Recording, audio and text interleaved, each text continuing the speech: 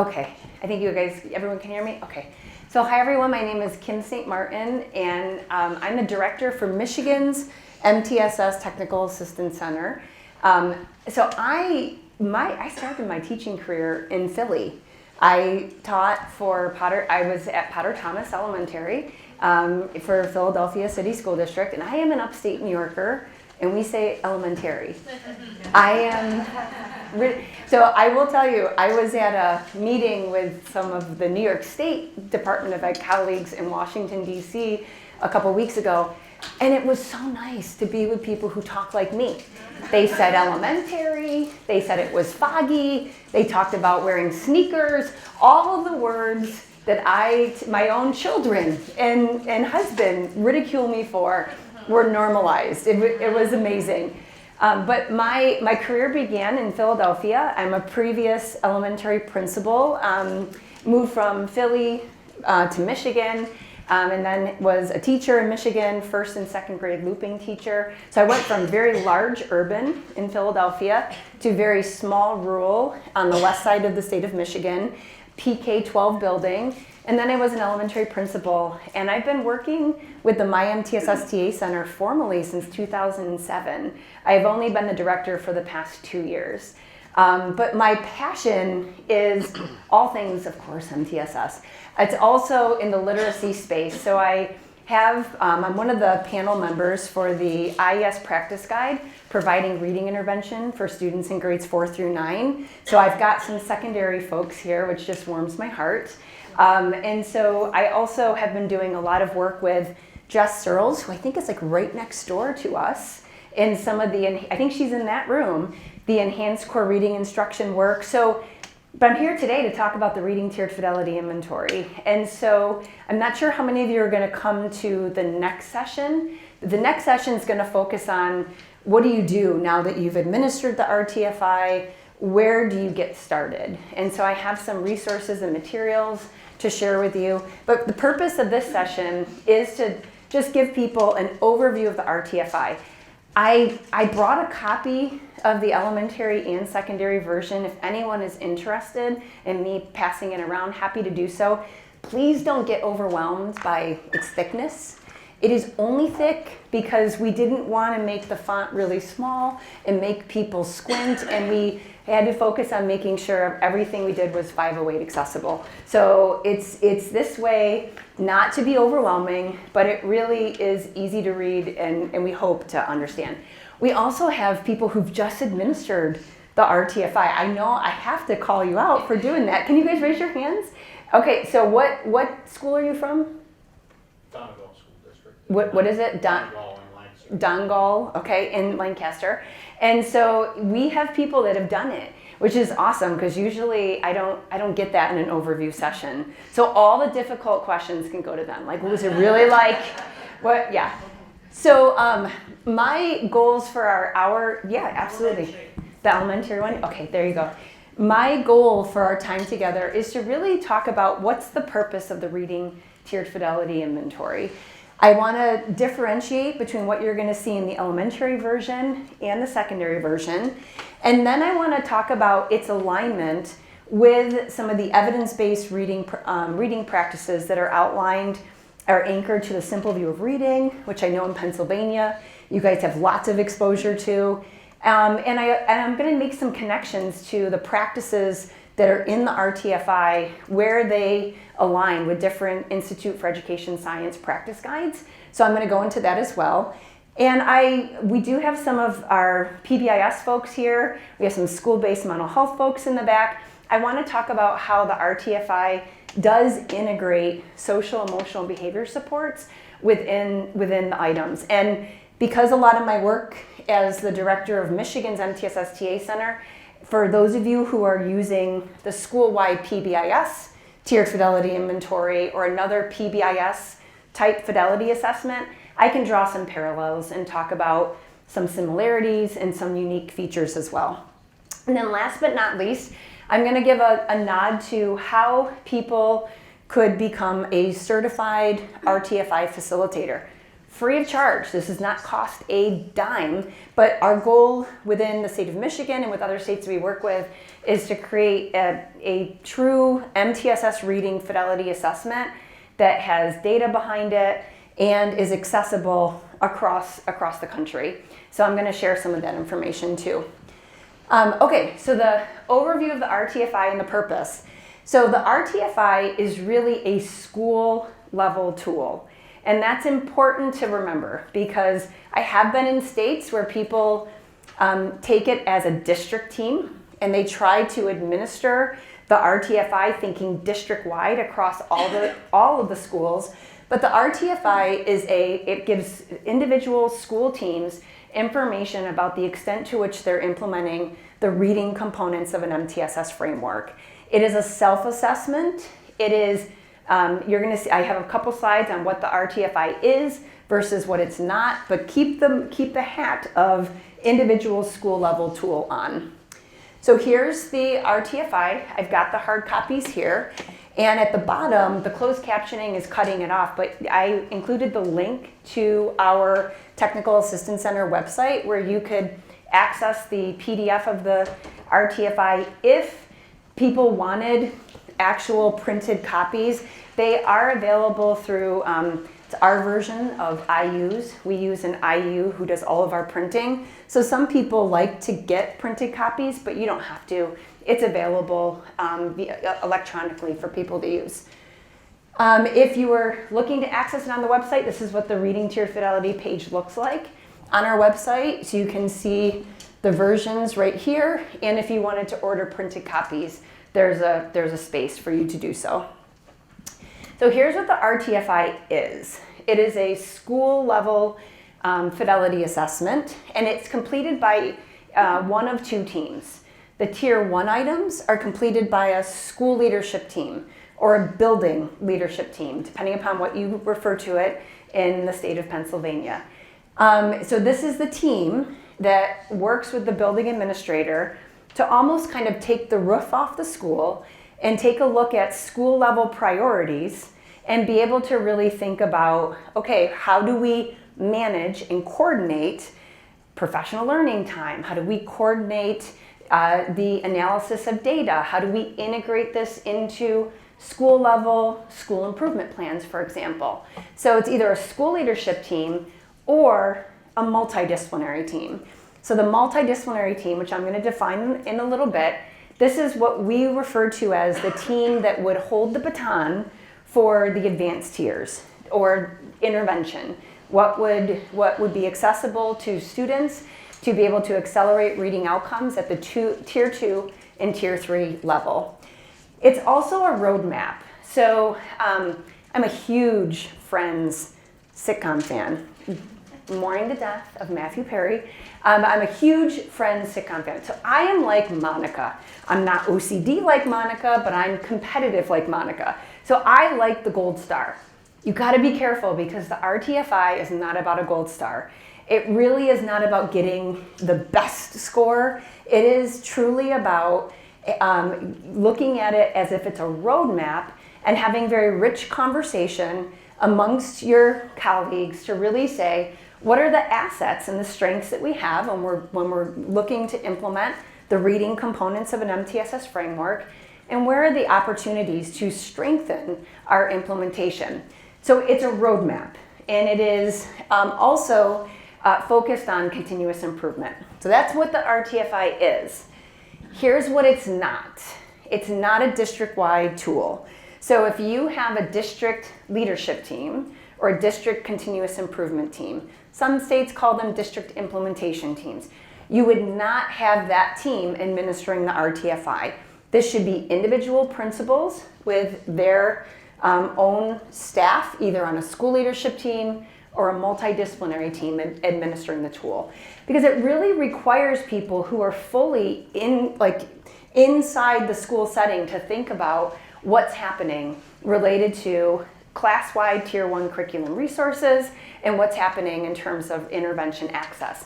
So to get one district-wide score could cause some problems. It really could misrepresent some of the really wonderful things that are happening in some buildings, and it could underrepresent some of the areas that need to have focus for improvement.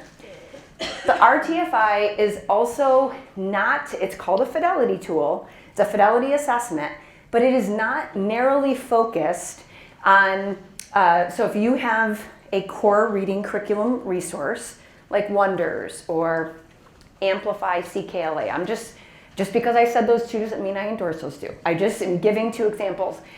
It's not going to give you information about the fidelity to which those curriculum resources are being used. It's not a narrowly focused fidelity assessment. You would still use whatever curriculum resource you put in the hands of your teachers for Tier 1 class-wide reading instruction. You would still use whatever fidelity tool that comes with your curriculum or that your district has approved. Same thing from an intervention space. If you're using different intervention curriculum resources, those things should have their own fidelity assessment. So this is not a narrowly defined fidelity assessment. The R-TFI does, I think this goes without saying, but is not evaluatory. It should not be linked to administrator evaluation. It should not be linked to teacher evaluation. Only once in my career did I have principals say, it's tied to my annual evaluation. And I said, well, that's unfortunate. Like, it should not be. All that does is encourage people to want to go for the gold star and want to get as high of a score as possible. But the richness in this tool is the conversation that the teams have in being able to figure out what are we doing well and what are the opportunities for improvement. So I keep saying the reading components of an MTSS framework. So here are the MTSS components as we've defined them in the R-TFI and also within the state of Michigan. But if any of you've heard like George Batch present today or other people, all states have some common version of these essential core components of MTSS. You've got to have team-based leadership. You have to have a tiered delivery system. So the delivery of instruction happens at tiers 1, tier 2, tier 3. You've got to have high quality selection and implementation of the resources, the assessments and the resources that are put into the hands of teachers to be able to accelerate reading outcomes. You also have to have a comprehensive screening and assessment system. So the types of data that we're looking at to inform decisions, there has to be a structure, a way in which we're organizing that information. And it's the final MTSS component is it's predicated on continuous improvement. This is all about continuous improvement. So how those MTSS components apply to literacy is that there are critical word reading skills, comprehension processes, foundational writing skills, those transcription skills or translation skills. Those types of evidence-based practices are really the focus of the R-TFI. And I will say for my PBIS, school-based mental health folks in the room, 21% of the R-TFI items actually integrate social emotional behavior supports. So I don't know, some of my slides that I unhid, hang on, I just want to show you what those are. I had a couple slides hidden, hang on. Hang on, bear with me. Okay. Okay, make sure my closed captioning is on. Okay, so the R-TFI items that incorporate social emotional behavior supports, we've got 1.15, that is like full-blown, all about social emotional behavior supports in the classroom. And so within the state of Michigan, we have for many years focused on the implementation of PBIS. This year, as a state, we've broadened that to incorporate the social emotional learning competencies, the SEL competencies, and we refer to it as social emotional behavior support. We do also integrate, we advocate for the integration of school-based mental health supports so that there truly is a continuum of care for all the learners at the elementary or secondary settings. Item 1.2 talks about coaching supports for teachers, and this would be in both the literacy supports and in the implementation of a class-wide SEB, social emotional behavior supports. We want coaching supports, we want instructional coaching, and we want coaching of the systems coaching of the teams who are working on implementation. We also, we talk about grade level implementation in the R-TFI. We very much bring back social emotional behavior supports that grade level teams are looking at some of their data to be able to identify what's going well and what are some opportunities to be able to reduce some of the office discipline referrals, as an example. For the advanced tiers, we talk about having a multidisciplinary team, and because we are focused on, at this point in the advanced tiers, tiers 2 and 3, this is really where we're talking about kids who have had difficulties in learning to read, and more times than not, we need to integrate the behavior supports with the literacy supports. I'm sure many of your statewide PBIS colleagues have talked a lot about the importance of an integrated model, and we in the state of Michigan believe in that too. In some cases, you have some first graders who, for example, I'm just giving you an example, first graders who never really learned to read well, that now fast forward, they're in 8th grade, and you're trying to have them access reading intervention, and it's human nature to want to escape or avoid the things that we have a low perceived probability of success at doing. And so we've got some kids that will do anything to get out of reading intervention instruction, don't want to respond to the instruction, and especially the older that they get, the presence of their peers and how they look in context to their peers becomes a very, very big thing. So we very much want a multidisciplinary team that has the clinician type expertise that would not only be there to help accelerate reading outcomes, but can also address some of the behavioral difficulties as well. Okay, so I've given you a couple of examples of where SEB is integrated into the tool. So even though the name says the Reading Tiered Fidelity Inventory, we have gone to great lengths to integrate it with the social emotional behavior supports. Now for my PBIS peeps that are here, so we within the state of Michigan also use the school-wide PBIS Tiered Fidelity Inventory, and the name of the tools was not by happenstance. We called this the Reading Tiered Fidelity Inventory. We designed it shortly after the PBIS Center released the PBIS Tiered Fidelity Inventory, had permission to use half of their name and create the sister tool, which is focusing on reading.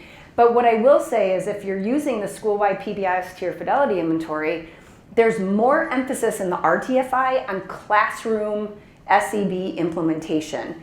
We do not focus on we do not have an emphasis in the R-TFI on non-classroom setting PBIS implementation. So you don't see in here things like PBIS is happening in the common areas of the school, like the hallways, the lunchroom, the cafeteria. That's information that the PBIS Tiered Fidelity Inventory can provide school teams and folks with valuable information. So when we administer the R-TFI, we want to have either the school leadership team, if they're administering Tier 1, or if they're administering the advanced tiers, the multidisciplinary team, we want them to come together, and the goal is to get consensus on the score. So we use something referred to as the simultaneous public voting process, which, whoa, that sounds really official. So here's all it is. Someone who's an R-TFI facilitator, they read the item, okay?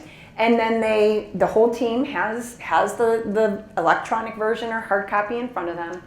The facilitator reads the 2-point column, what's in that first column, and then just says, here's what's different if we were to score a 1 or we were to score a 0. Everyone has a chance to think about how they would want to score, and then the facilitator, once he or she has some indication that people have had sufficient think time, the facilitator calls for a vote. which could be fingers, could be Post-its, could be whiteboards. It's 1, 2, 3, vote. Now, here's why we do that. Some people say that this is overkill. But have you ever been on a team where you have someone who is the loudest voice on the team that is trying to drive the score or the opinion of what the team should be doing? We've all had that, okay? And so this is one way of neutralizing and creating equity in voice and perspectives. Now, I will tell you, if you use fingers, be careful with the fingers. Now, from a secondary space, be careful with the fingers. Not only can our secondary students be funny with which finger they put up, so can our secondary teachers. But you gotta be careful with the fingers. So I've had people where I've said 1, 2, 3, vote, and you have some people that do fists for 0, obviously 1 finger for a score of 1, 2 fingers, but you have to be careful of the claw. The claw, beware of the claw. Because you have some people that aren't sure how they want to score, and they're like thinking, wonder what everyone else is going to do. So they have their claw ready. Kind of looks like a 0, but not really. And they can quickly go 0, 1, or 2 just because of the claw. So for that reason, we have people consider things like Post-its, because it's awkward. If you loud and proud held up your pink Post-it saying 2, and you see everyone else says 0, it's obvious if you're going to put that Post-it down and switch and hold up a 0. But the reason why I'm saying this is that everyone has a very valuable perspective. And the gift of the R-TFI is in the conversation. It is really about people saying, here's why I believe we were a 2. This is what it says in the rubric. Here's why I scored a 2. And then someone else says, here's why I didn't think we had anything. Here's why I gave it a 0. The goal is to come to consensus. Consensus does not mean 100% agreement. It just means that the score that majority of the team wanted to rate that item at, that the people who did not have the majority score can live with that. And one way in which we've honored that is if we have some people that say, I'm just not in agreement, I, as a facilitator, said, that's totally okay. Are there some things that you would like us to capture in the notes about opportunities for why you felt like things we can continue to work on, or why you felt that way? Can I capture those things in the notes so that way we don't lose your valuable perspective and your voice? Okay, so not to put our school, who did this, on the spot, but what did you guys do? It's okay if you say we didn't do this. I just am curious if you're willing to share. Are you willing to share? Sure. Okay. We did fingers. And there were moments, I didn't see too many claws, but I could have missed them. But it was the discussion afterwards. And so our facilitator really helped to prompt, tell me, can a 1 share their justification? Yep. What evidence could you provide? And then the zeros, can you share? What's your feedback on that? And then it was really just powerful. There were elements that some people missed, elements that some people caught, or things that we were just misunderstanding in general. And what's really cool about what was described is that it is in the conversation, because as people start to give their rationale, other folks you see go, oh yeah, I didn't think about it that way. And then you start to see consensus even before people say, okay, what's the final score that we're landing on? There are a few times where it's hard to tell, where you may, as a facilitator, I've had to say, I can't see really where we're landing. Can we do one more vote just to see where you guys are? And I'll go 1, 2, 3, vote. They do their fingers or their Post-its again, and then that's the official score that we put down. But the power is in the conversation. So yeah, awesome. Sorry to put you on the spot, but this is perfect. Okay, so the facilitator role is really important because you want someone who's more neutral. It's really hard to have a facilitator that is so ingrained in what's happening in the school, because it's human nature to want to say, but think about all the things we're doing. And you could inadvertently, as a facilitator, guide your team into scoring a certain way that maybe majority of folks don't see it that way. And I do think that that's always a tough one. As a former principal, I had a school leadership team. I distributed and shared leadership a lot. And 9 times out of 10, the people who were on some of the teaming structures, they did know more that was about decisions or things that were happening. And so if I were to only ever go based on like my coach's perspective or a certain number of people's perspectives, I as a leader could miss out on, is that knowledge or understanding or agreement, does that exist across people within the school? So this is why we want the facilitator to be as neutral as possible. They are to have a non-voting role. And I've seen schools that have districts, they have multiple schools that have their facilitators, and how they do that is they split up the facilitators, like they swap schools. So that, because sometimes the facilitators are reading teachers or reading specialists, and they want to participate in their own school's administration. And so what I've seen some districts do is they have the facilitators swap schools. So I could go to North Elementary and I have the North facilitator come to East Elementary and actually facilitate my schools so I can participate and be a voting, respondent in the R-TFI. So we do have a certification process for R-TFI facilitators. This is all for free. There are EduPaths free online courses. And so I've given you the information for how to actually access these particular courses. And the reason why we, within the state of Michigan, have an R-TFI certification process is because the R-TFI and the school-wide PBIS TFI, both of those fidelity assessments are anchored to our state's MTSS credentials, like our certification and recognition process. And so this is one of the reasons why we have made the R-TFI facilitator a certified role. And I'm just going to be honest, sometimes people say, I would like to put this on my credentials or my resume. So we've made it free and accessible for people. So please don't walk away thinking that if you do the R-TFI, you can set aside one of your other PBIS fidelity assessments. Don't do that. They have a very valuable role, whether you're using the TFI, the benchmarks of quality, there's a litany of them. I'm so impressed with the PBIS community. They validate everything. I mean, they really do. I'm impressed. But don't set aside the PBIS fidelity assessment. It has its own unique place, as does the R-TFI.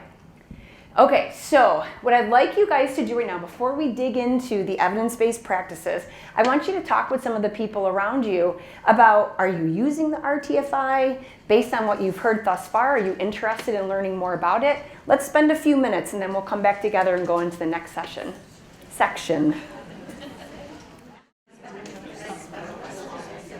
Okay, just a service announcement. Do you want to, and what was your first name again? Lydia. Lydia has an announcement. Okay. I'm Lydia Amy out of Patton West, and we were talking about facilitation of the R-TFI. So Patton, the West, Central, and East offices all have consultants who serve on the literacy and or MTSS initiatives. And if you put in a request on our website, we're able to come in and assist in the facilitation for your schools. So if you go to patton.net, you can put in a request for that and we can follow up. So what's cool about that is if you just wanted to dip your toes into it, you don't have to have anyone that's getting the facilitator course. You have someone that's already coming in that understands the tool, and you can see if it's a good fit given your context in your school. So. And I just did it with a school district in Erie, and two consultants went and supported them by kind of doing this little overview first, and then we went to visit them and facilitated it. So, we're able to, probably not as well, but to present the information to anyone who is on your teams who is not here today. Awesome, very cool.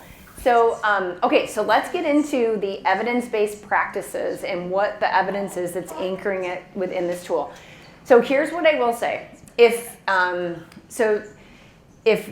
were to go back into the archives of the Reading Tier Fidelity Inventory, the very first version didn't really get down to the classroom level at all. It did not really talk about, we generically talked about the big ideas of reading, but we didn't have as much of an emphasis on classroom implementation, and the alignment of the evidence-based practices and curriculum materials that are used by teachers to be able to accelerate reading outcomes.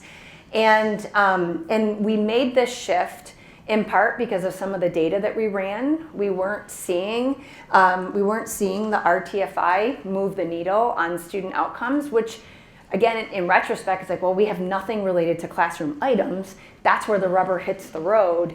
And so we very much, for the second version, went much deeper in classroom implementation. And so we have anchored the items to reading science, or the science of reading, which in Pennsylvania, you guys have had quite, you have a significant amount of effort underway to align with the science of reading, or scientifically based reading instruction.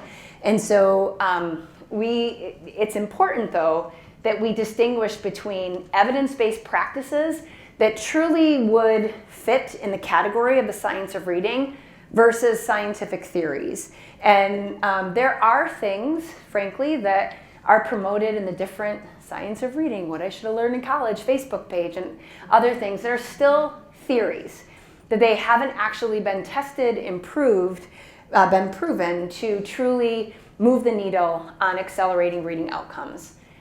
So the heuristic that we anchor the information in the R-TFI to is the science of reading. And we've anchored it to the science of reading because there are just a plethora of studies, over 1,000 studies, that have continued to demonstrate that the science of reading is very important. It actually can explain the reasons why children or students are not able to read, or why some can read better than others.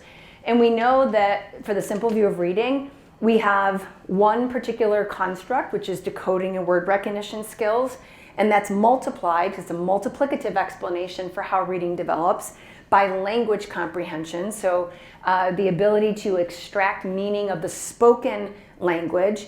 Those two things equal reading comprehension, the ability to extract meaning of written text. And so if we take the simple view of reading and I flip the first two ovals, this describes what our children are coming into kindergarten with. Got some kindergarten teachers here in the room. We've got kids that come into school with vocabulary. They have knowledge of the spoken language. They've got grammar. They have some background knowledge. They don't all have the same vocabulary. They don't all have the same level of background knowledge, but they do come in with these particular abilities. But they must learn how print represents sounds in their native language in order to read. And so the simple view of reading is very much anchored to many of the classroom items that are in this tool. So so this is, you guys have this in, I sent via Google form this information to be uploaded. You have this graphic, the reading learning progression. So what we've done is we've taken the simple view of reading, and you can see word recognition would be the first oval, language comprehension, and reading comprehension. And what we've done is we've started to say, what are the types of skills or processes that are encapsulated in that particular domain or area? So when it comes to decoding and word recognition, we know that we need, there has to be intentional instruction on print concepts, has to have phonological phonemic awareness. And when we get to basic phonics and multisyllabic decoding, notice that goes on. There's a tail that's connected to that goes on all the way through 12th grade. And so I've had people that say, no, we stop using our decoding skills after a certain age. But I have 3 children, and my oldest is a freshman in college, so I'm going to totally date how long this story is. Logan loved dinosaurs. Every night I had to read the dinosaur encyclopedia. And those words are hard. I mean, I used to have to practice reading and pronouncing the name of the dinosaur. Even think of prescription medications. Think of the generic medication The really long words, we are continuously using and refining our advanced decoding skills to decode multisyllabic words. So for that reason, those are two good examples of why we keep a tail connected to basic and advanced decoding skills, because it is something that is continuously used and refined over time. The language comprehension processes, knowledge of our spoken language, so oral language, topic and background knowledge, all those things, they start and they never really end. I mean, think about it. You've got preschool children coming to school, kindergarten children. Even when they're seniors in high school, we're still developing their vocabulary, we're developing their topic and background knowledge, and we're developing their higher level thinking skills. Reading comprehension. When kids are actually now, we're trying to teach them to read and read to extract information of print. It starts off with our kindergartners where they're listening to the educator, to the kindergarten teacher, for example, doing high quality read alouds, asking kids about what they read. But very quickly we want to start getting text in front of our students, bless you, so they can actually learn to read, and then we can make sure that they're understanding what it is that they're reading. So what we've done in the R-TFI is you have an item just focused on word recognition skills, and we overtly in the 2-point column of the scoring guide call out the things that are here in this learning progression. And there's the item. So you can see for reading, we call it foundational word reading skills, and what you just saw in that reading learning progression graphic is represented here in the 2-point column of the R-TFI. For the language comprehension and the reading comprehension portions of the learning progression, those things are represented in 1.10. So we very much talk about how our grade level teachers should be making sure that they're providing daily instruction in these comprehension processes, whether it's language comprehension or reading comprehension, but it's vocabulary, content knowledge, syntax. Think about how the older kids get, how more syntactically complex the sentences get in the text that they're reading. We talk about text structure when we move into these other grades, and some of these metacognitive strategies as well. So this is all in item 1.10. So we anchor all of these things to also the IES practice guide, because it's a pet peeve of mine. I don't want anyone thinking that we're basing what's in this tool on theory. We really want to anchor it to the specific practices that have demonstrated to be important for addressing reading outcomes. So for the early elementary IES practice guides, we've got the foundational reading skills practice guide, the improving reading comprehension in kindergarten through 3rd grade. And so I've included, just for your interest, what those recommendations are, and they're consistent with things that are in the R-TFI. They're consistent with information that is included in the reading learning progression. These are the recommendations from the reading comprehension, improving reading comprehension for children in grades K through 3 practice guide. So you can see what those recommendations are. Again, it's consistent with what's in the R-TFI. The thing I really do want to talk about, though, is the differences in the type of text that we're putting in front of kids. So we do have, historically, we've got a history where not a lot of our younger kids have had exposure to informational text. Not informational text through read-alouds, let alone actual reading of informational text. And so we just, in the R-TFI, we're overtly calling out the use of informational expository text and narratives. And there are challenges with both types of text. I will tell you, informational text gives kids greater difficulty. Informational text, the structure is different than narratives. Narratives typically have a story type structure. And there's little informational text that kids have had access to prior to school, but they've heard a lot of fairy tales, or they've heard a lot of stories, which kids can anchor to existing background knowledge. So their ability to understand narrative text, even if it's verbally read to them, is much easier than informational text.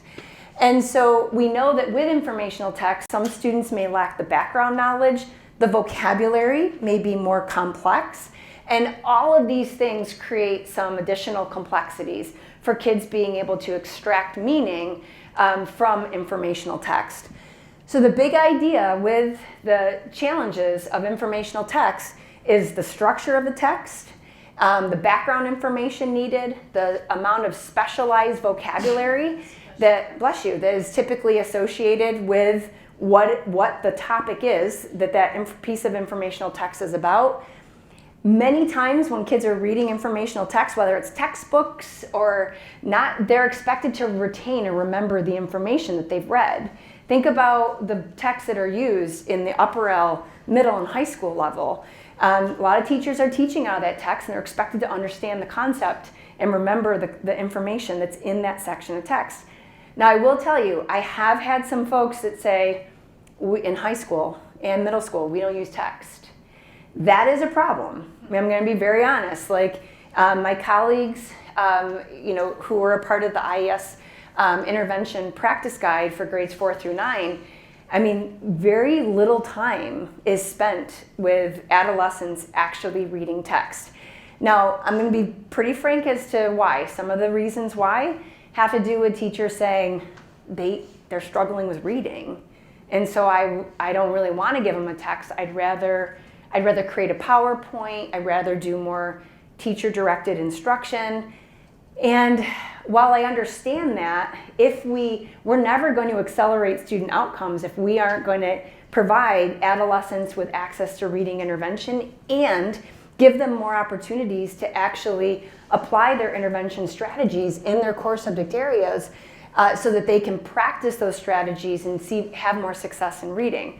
Now, true story, I was in the Upper Peninsula of Michigan, and this history teacher, he said, no, my textbooks are too old. And I said, okay. I said, well, what do you teach? He goes, I teach ancient history. And I said, how much has changed? And he goes, well, you do raise a good point. Not a lot has. Now, I may have a history buff in this room. Like, I've been waiting for this to happen. Someone could say, actually, a lot has changed in ancient history. He did not indicate that was the case. And so he said, you're right. He goes, there isn't really a reason why I've shelved them. I really could use them. He goes, I didn't think about it from the perspective that kids aren't getting time to apply what they're learning in reading intervention in other spaces and places in the school setting. So access to text, access to narratives, access to informational text, all of these things are super important. But I do want to give a nod to my ELA folks, because some people say, well, our text, it's not a walk in the park with us as ELA teachers, because ELA teachers, English language arts teachers, do primarily teach narrative text. It is true. They have their own set of complexities. Our ELA teachers at the secondary level, they are teaching literary terms, literary elements, things like, what does a central idea mean? What does foreshadowing mean? What does mood mean? How do you detect the mood in a piece of, in a novel that is being read? And so, understanding character development, the antagonist versus the protagonist. So I don't want to, me calling out the importance of informational text, I don't want anyone thinking that I'm poo-pooing the complexities that our English language arts teachers face when they're teaching kids these literary terms and how to successfully understand what they're reading from a narrative genre perspective. So where does adolescent literacy come into play? So these are the two practice guides that were written for adolescent literacy. The newest one is the one on the right, and that's the Providing Reading Intervention for Students in Grades 4 through 9. Now, I want to just be very frank. Please do not think, just because it says 4 through 9, don't walk away and say, well, these aren't good for 10th through 12th grade. No. The reason why we had to frame it around grades 4 through 9 has to do with where the research has been conducted. And so we were able to pull research studies that have been done And we had enough studies that really anchored it to the grades 4 through 9. But no one would say that these recommendations couldn't also be generalized to 10th, 11th, and 12th grade. But as a panel, the studies that we pulled from were connected back to grades 4 through 9. And so that's why you see 4 through 9 there. These were the original 2008, this is the practice guide on the left, that talked about what does it take to accelerate adolescent literacy outcomes. And a lot of folks think adolescent literacy is more focused at the middle and high school grades, when in actuality, it really is defined by grades 4 through 12. So the adolescent literacy band begins at 4th grade, goes all the way through 12th grade, and the primary reason for that is because we have kids that are now, they're not necessarily focused on learning to read, they are reading to learn information. And that's how we continue to increase their vocabulary, increase their topic and background knowledge, because of the sheer volume of text that they're reading across classes, or even for pleasure reading, but it's grades 4 through 12. The 5th recommendation that was in the 2008 practice guide was focused on explicit intervention instruction. And you could make a case that the new practice guide really built out that 5th recommendation that appeared in the original 2008 adolescent literacy practice guide, okay? So in terms of the secondary level, those IES practice guide recommendations come out in item 1.9. We frame item 1.9 at the secondary level around the things that kids do before they start reading, while they're reading, and after they have read, okay? And so this is where you start to see these things. All of those recommendations would start to come out in these numbers within the 2-point column of the R-TFI. So last but not least, what about writing? What happens with writing? So we did include 2 items at the elementary level focused on the writing foundation skills and the translation skills. So items 1.12 and 1.13 both appear in the elementary version of the R-TFI. The secondary version, more times than not, you're not dealing with the mechanics of letter formation, some of those early types of skills. So item 1.11 in the secondary version is focused on kids writing about what they have read. Okay, so they're applying these strategies to engage in extended writing about the text that they've read, which is a great comprehension strategy. Actually increases memory retention of what was learned. The comparable learning progression for writing is here, and this is available to you as well in the Google folder. So you can see what constitutes those transcription skills and what would constitute these translation skills. For those of you who have teachers that have been trained in letters, the language essentials for teachers of reading and spelling, Unit 8 focuses on the simple view of writing, and we tried to keep the language consistent because we too in the state of Michigan have state funding through the legislature that's available for letters training. But notice that in the transcription skills, keyboarding shows up. 2nd grade. And I have 3 kids, and my oldest, I mean, during the gift of the pandemic for me was I forced my 2 older ones to do like a keyboarding, online keyboarding program. Did not work. They still, I've checked, they're still pecking with their fingers, but keyboarding skills actually should start in 2nd grade. Now, let's date ourselves. How many of you took it in middle school? Do you guys remember do you remember having the paper put over your hands? Best class. It was the best class? No, it was the best class. Like, I can't believe they don't teach that anymore. Like, I learned how to type from that. You learned, yes, we all learned, I think we learned how to type from that. But I remember the white paper being over my hands because I would look at my hands and I wasn't allowed to do that. So yes, that was a no-no. Okay, so last but not least is the entering in the R-TFI data. So if you wanted to have your R-TFI data in a for-free website or data system, we host the R-TFI National Reporting System. And this is for free for people to use.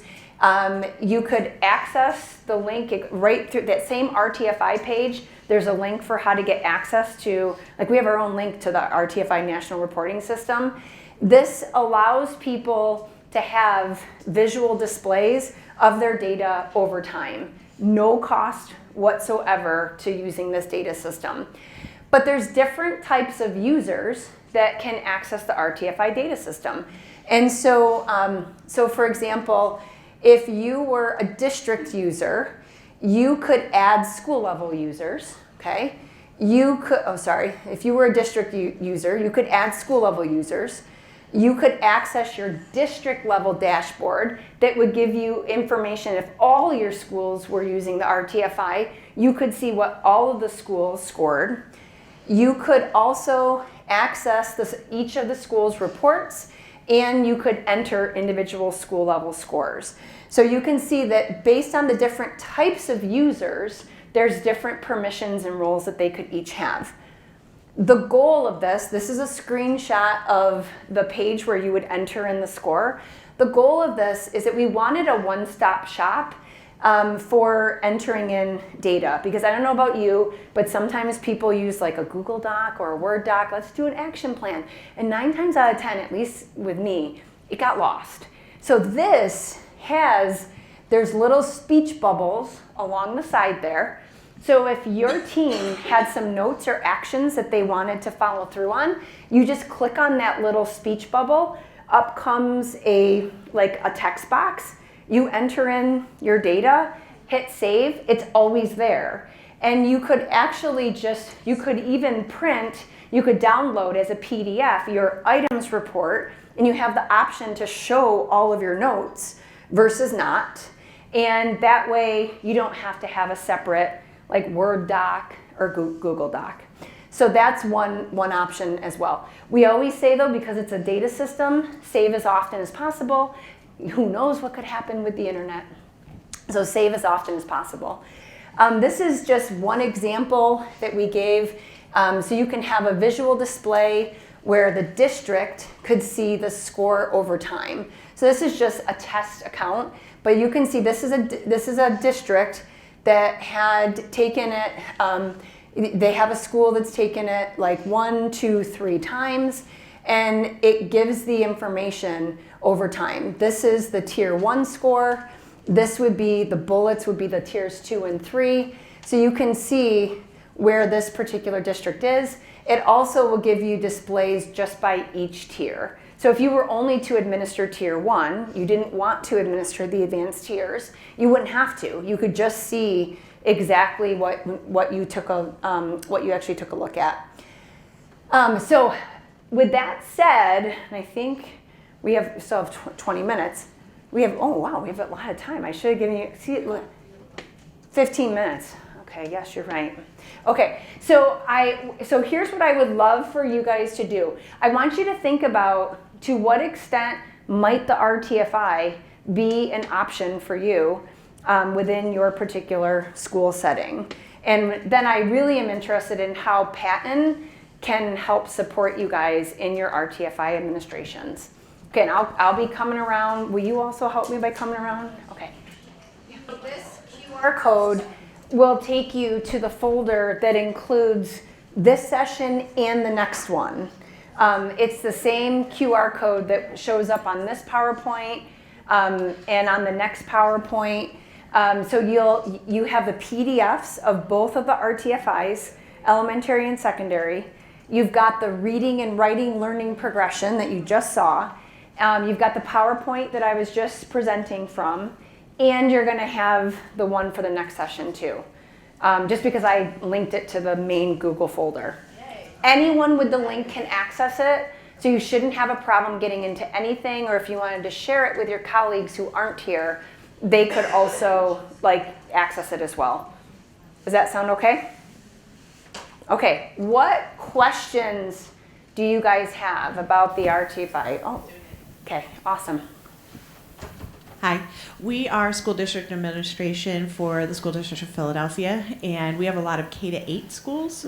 So do you administer both the elementary one and the secondary one, and how do you do that? So we actually have guidance in here about which edition you would actually administer. So what we talk about is, okay, so if you have, so we have a row that says includes grades K-8.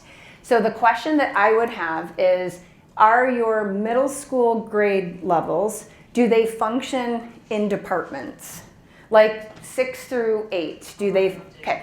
So then if that's the case, I would use the secondary version with that crew, and with your elementary ones, I would actually use some of I would use the elementary version. Yeah, so this would be where I'd be curious how your principals structure their teams. Do they have like a school leadership team that's K-8? Do they have building specific? So I am more than, if you have some concrete examples, I'm more than happy, like we can hop on Zoom and talk about your context, because I do think there's a lot of nuances. Because if the principal had a true K-8 team, and I mean, I would actually say to the principal, okay, if you have a true K-8 team, there could be a few items in the secondary version that you would administer, but then I would stick to the others that are in the elementary version, because there is overlap. There's a one-to-one complete match in the advanced tiers. Intervention is intervention. Doesn't matter if we're talking about it at the secondary space or the elementary space. The only nuance is when we talk about group size for intervention in the advanced tiers. At the elementary grades, we talk about groups of like 5 to 7 or 5 kids. Secondary, that doesn't usually happen. And there actually isn't, some of the research really actually says that you can have groups of about 10 to 12 students at the secondary space. So we didn't put a number like parameter in that one item, but all of the items are exactly the same. But if you want, I'm happy to, like if you have a school in mind, I'm happy to kind of help you look at their teaming structures and see what would be the best. Because I would hate for them to do 2 if they don't need to, right? So I would rather understand the teaming structures and figure out what would be the best solution. Does that help? Yeah. Okay. Yeah, awesome. Yeah. Oh, wait, can we bring the mic so the camera can get it? Oh, yes. So my question is, does the R-TFI have a sister for math? No, it does not. And Mr. Tomasetti, my high school math teacher, hang on. Well, hang on, let me just go to the end so we can get the closed captioning for this. Okay. We have not created a math version. I am not a math person. Like Mr. Tomasetti, who is my high school math teacher, can like attest to that. To this day. He helped me during the pandemic with Logan's geometry homework. But I do know states have tried. Minnesota had tried.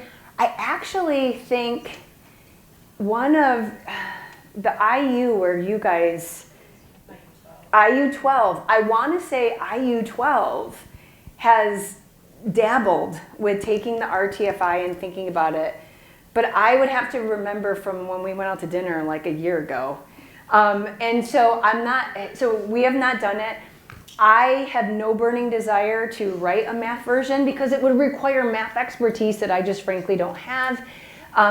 Most states who've tried to create a math version have just kind of taken the word reading off and they've written math.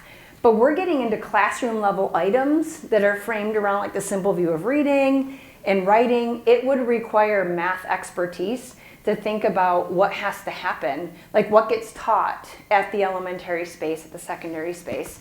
So sorry about that. We also don't have a preschool version at this time. This was really designed to be kindergarten on up. But you're going to see in my next session, sometimes we have districts that have preschools that are housed within there. And so we do obviously consider them in the same building. But this is really written with the simple view of reading in mind. The learning progression does tease out pre-K, but we don't get into like 3-year-olds or, birth to age 3. So yeah, sorry. Oh, yeah.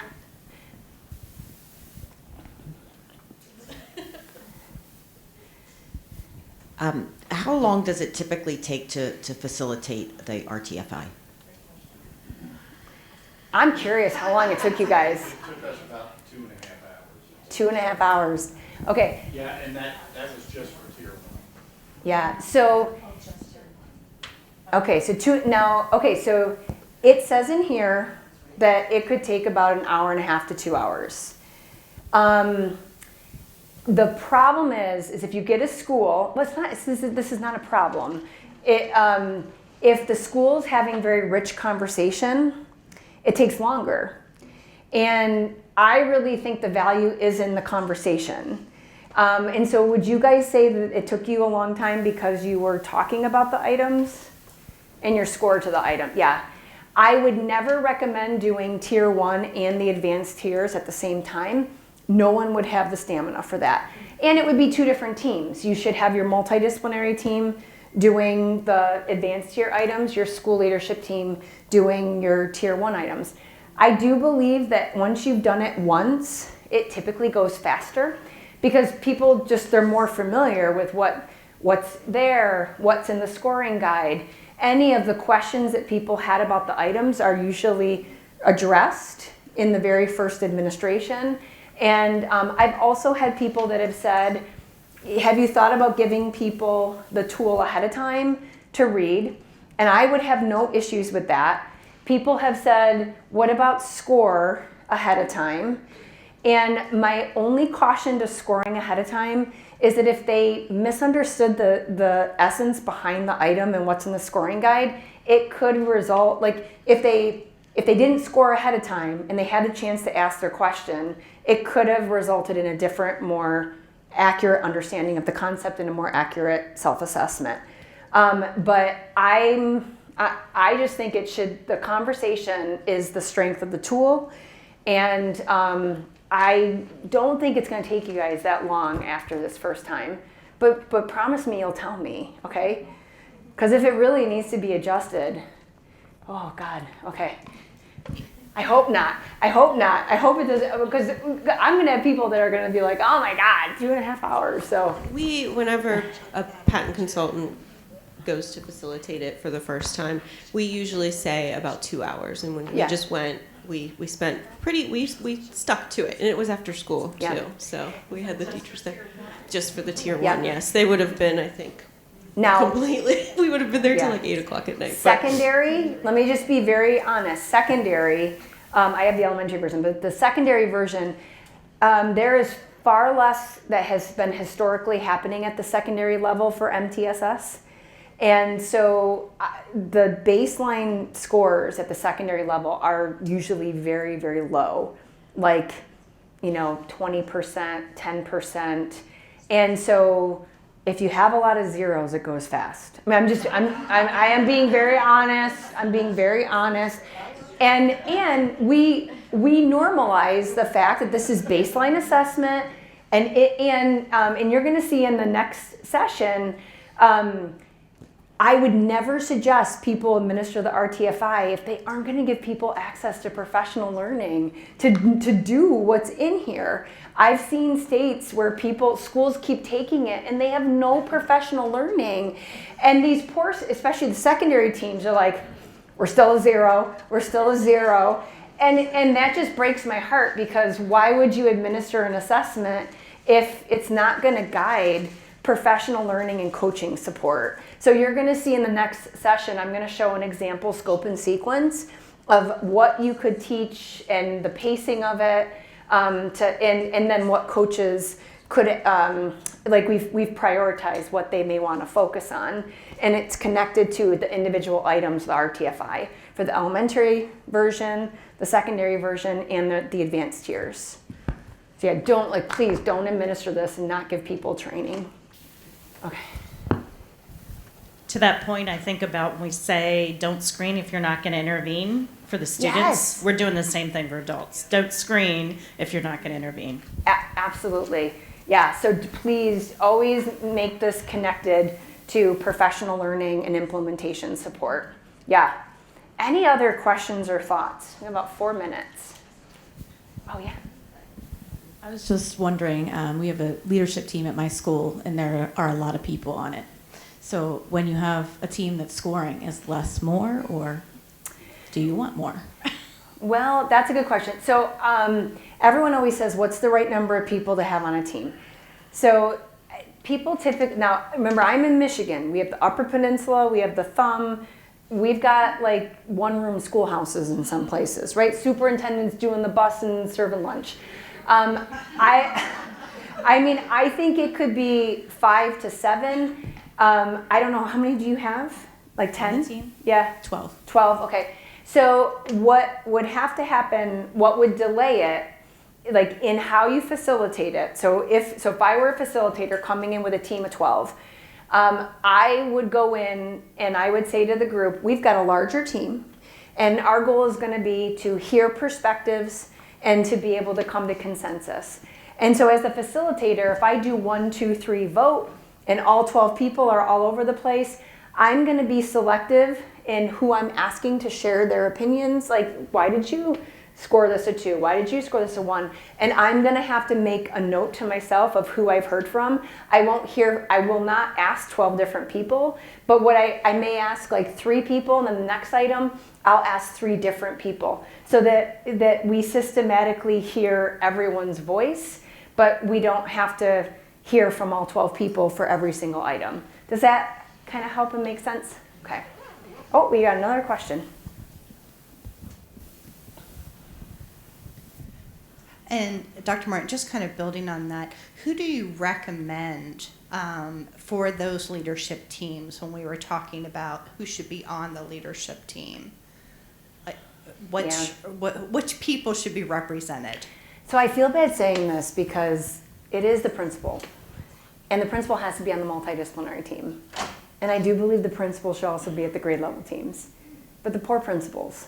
And so I do believe in a school leadership team.